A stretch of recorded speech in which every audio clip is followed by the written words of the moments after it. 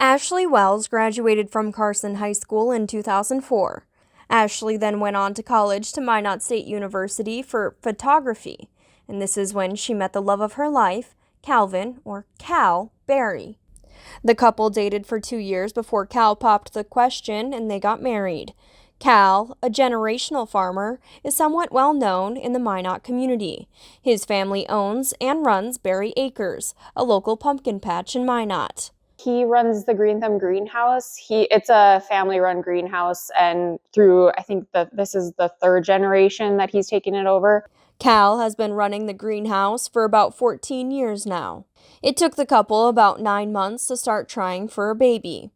However, there ended up being some complications with infertility. Obviously, we struggled for a very long time with fertility issues and did doctoring, pretty much did everything we could to try to get pregnant. And when nothing worked, that's when we decided to go the adoption route. Ashley says that the adoption process is a very overwhelming process, and there's a laundry list of things the couple must do before a birth family is able to pick them. It was 4 months after Cal and Ashley put their book in when they got the phone call that a birth family wanted to meet them.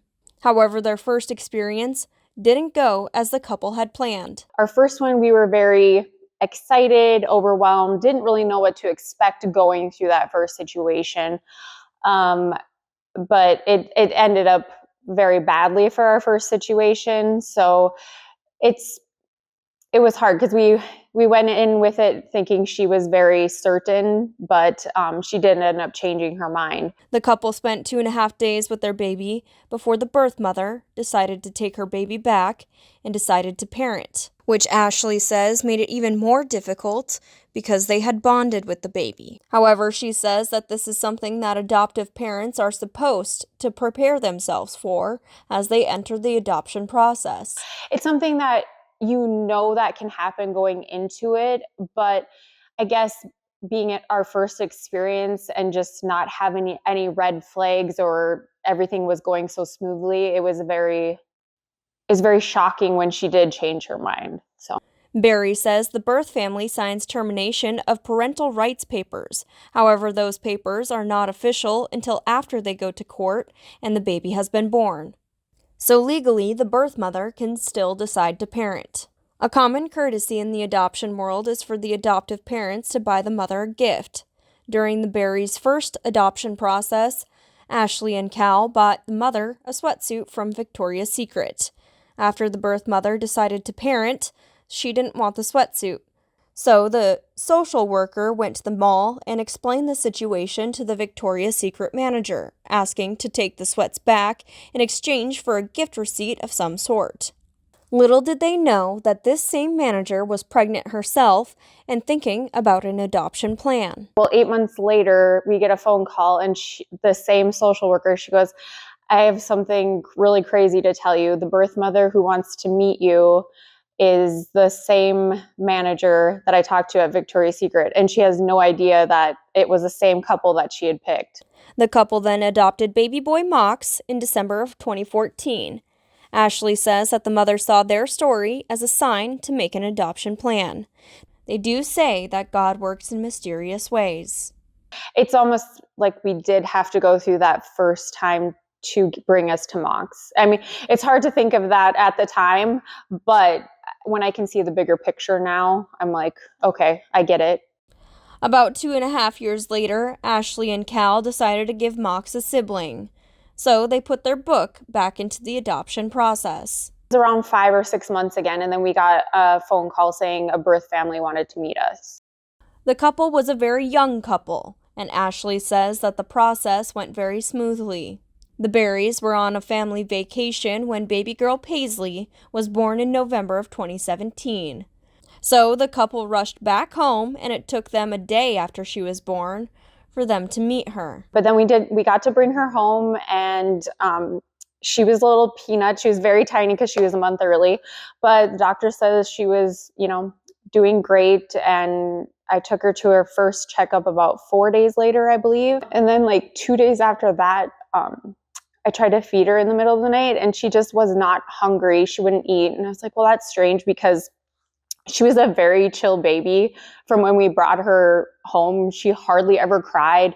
And we'd have to set alarms to feed her because they said, she's small, so you got to make sure you're getting enough nutrients in her. However, baby Paisley was just not hungry. They thought it was because Cal had just fed her not long before.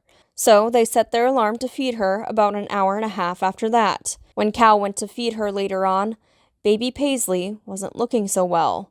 So they rushed her to the emergency room where she was admitted to the NICU and diagnosed with Group A strep. We were with her for, I think it was about 4 days, and she just was not getting better. She was very, very sick. And we had to make the decision, along with the birth family. They were there also. And we all decided to let her go because the doctors had told us it was, time to make that decision. Baby Paisley died at the age of 11 days. This is every parent's worst nightmare. I don't know how religious you are, but you have to be wondering, like, why God keeps putting you through these struggles in life. How is that? Yeah. I don't know. It's kind of like, I kind of looked at it like we were maybe, oh gosh. I'm sorry. Because Paisley's birth family was so young. I mean, they were very young. So I kind of feel like we were sent to them. Maybe because he knew that, these kids cannot handle this themselves. Like, I feel like we were all kind of in it together. We were there for each other in a way and stuff. And I don't know, maybe that was the reason that we could be there for them, to get them through it too. The couple grieved their loss, and it took some time before deciding to try to go back to doctoring. The same day of the couple's first doctor appointment, the social worker called, saying a birth mother wanted to meet them. It was kind of wild. I was like, oh, well, that's our sign that we should not be doctoring. We should be, doing this. In September of 2018, the Berries brought home a happy and healthy baby girl, Maya. Although a full family, there's still grief in their heart. Anyone who's suffered grief knows that it never goes away. However, there are ways to help us handle it. Ashley decided to put her grief into her art. I don't know, one morning I just woke up after, I think it was 3 years after Maya was born. I just woke up one morning and I was like, I think I need to share our story. So that's exactly what she did.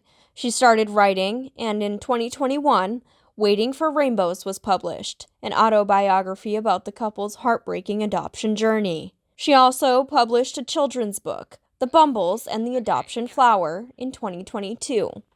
But Ashley wouldn't stop there to help share their story. One day, at an authors' convention, they were talking about adapting books into screenplays. So Ashley met with a screenplay writer who adapted her book into a screenplay and helped her produce it into a movie 2 months later. It was filmed in November, and I always thought that was a sign from Paisley saying, like, hey, you need some new memories in November.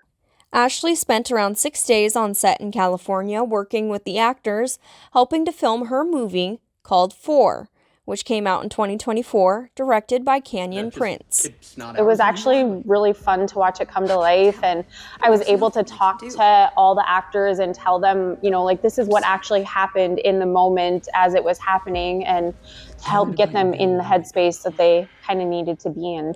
Ashley says that she hopes by sharing her story, she'll help others feel not so alone. And although she's been able to use her experience and make it into art, the pain still lingers. And she says she's glad that those projects are behind her now. She says that the adoption process is not easy on anyone involved, but hopes that their story will help others along their journey. Reporting for Taze TV in Minot, I'm Taylor Austin. No. She can handle it. What you can't do is let her quit